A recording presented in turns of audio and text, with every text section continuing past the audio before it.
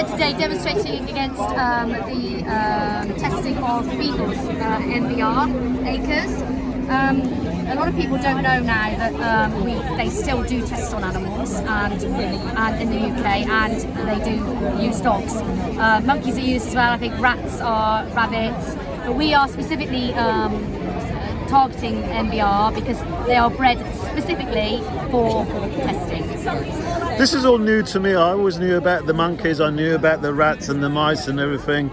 But why Beagles? What is special about them? Why? They choose Beagles because they're one of the most docile breeds. So it doesn't matter what you do to Beagles and how much you hurt them, they won't fight back. So are the rabbits, no? Or? Yeah, but it's a money-making industry, as is all vivisection. And most people, if you go on a general high street and ask people, they'll say to you that animal testing is bad in the UK. This is a myth. It's still allowed. It still goes on, and there's a lot of money in it. A lot of it happens at Imperial College London and all of the top universities.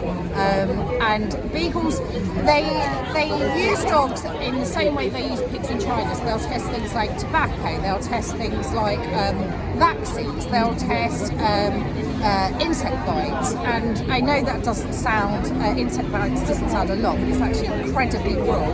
There's no way they can ease their discomfort. And for sometimes it's just purely for cosmetics. So the reason we're protesting about Beagles is we're trying to wake people up and say, you care about dogs, dogs are part of our families, and they're doing this to dogs. Can you imagine what they're doing to other animals? And are there specific companies that are like more guilty than the others? I hate to say it, but it is Big Pharma, and it's also the big cosmetic companies. So L'Oreal, Maybelline, GSK, all these big companies, you know, they are the ones that gain the most out of it and make the most money out of it. And the reason you're here today is because there's a debate outside the House of Parliament. 4 o'clock there's a debate. Specifically, what is the debate and what do you expect from the debate? Or what was the best outcome you're hoping? Answering two positions that have been submitted, which are signatures that have been collected from members of the public. We're not at debate stage yet. That would be ideal. We want a bill pushed through that will ban all testing on animals, and specifically the breeding of animals for testing. For the only reason to die through testing. So that's the goal. But at the moment, it's just getting it on record that this is being discussed in Parliament. This is real. Animals are dying. We are torturing them. People are making an awful lot of money out of it. And we want it to stop. And also, it's not 100%. Isn't 100%. It doesn't work. It doesn't work. It doesn't work. And we have scientists behind that. And there's other alternatives. There is humane, cruelty-free testing that has been proven it is happening, but there's not as much money to be made out in that. Out of that. It has been proven, and the bottom line is. So this is what I don't understand. So these safer alternatives, yes. Why are they more expensive? I mean, I would have thought. There's no investment into it because animals are cheap. So you get them cheap, you pay a few pence per body, as it were, and then you make money off it. It's terrible, isn't it? And most things come down to economics. Yeah. But physiologically speaking, we're humans. We're not mice or rabbits or And dogs. the petition does say, in the document that we've given, does give cases of humans that have died by using a certain drug that has been tested on animals, and they've done it for humans, and it hasn't worked. They've died, or they've had a terrible side effects, reactions to it. So it's not a conclusive. They're not conclusive tests. And can I just add as well, Sure. when they are finished with the bodies, they throw them away. They don't euthanize them humanely. If you can euthanize an animal that's been tortured humanely, they let it die naturally, so they can use it in the post-mortem. And it's too expensive for them to euthanize them. So where you would take your pet to a vet to get euthanized, that costs too much money. They literally toss them into those big trash bins, and just let them die. Thank you very much. See this statue here? It's a replica. It was erected in Westminster in 1906 when there was uproar on the streets about what had happened to this little brown dog. Butchered and tortured. And there was uproar.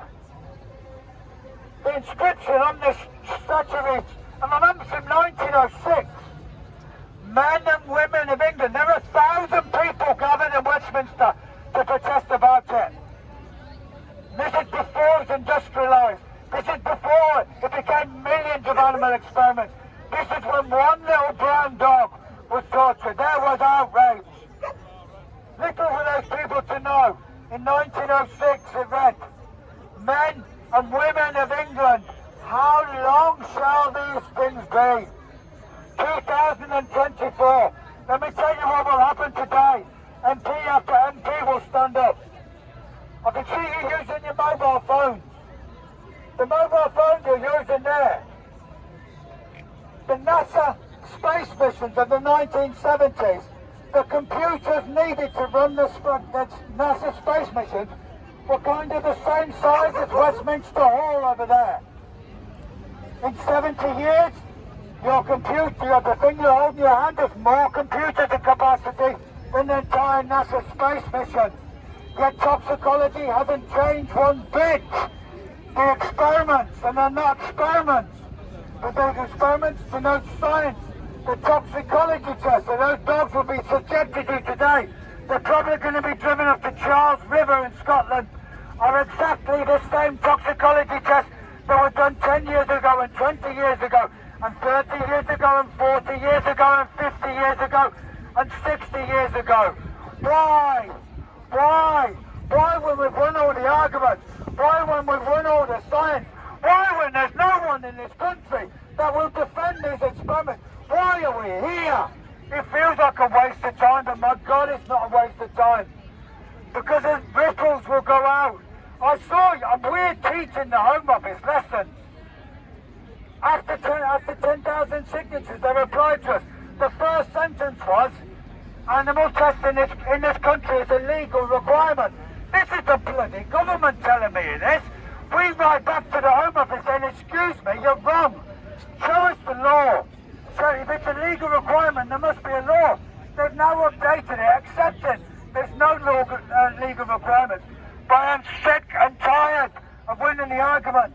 We've got Gandhi over there, the statue of Gandhi, a man that called vivisection the blackest of all crimes.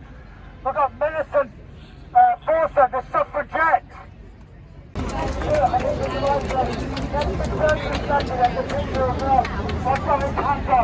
Here's a man.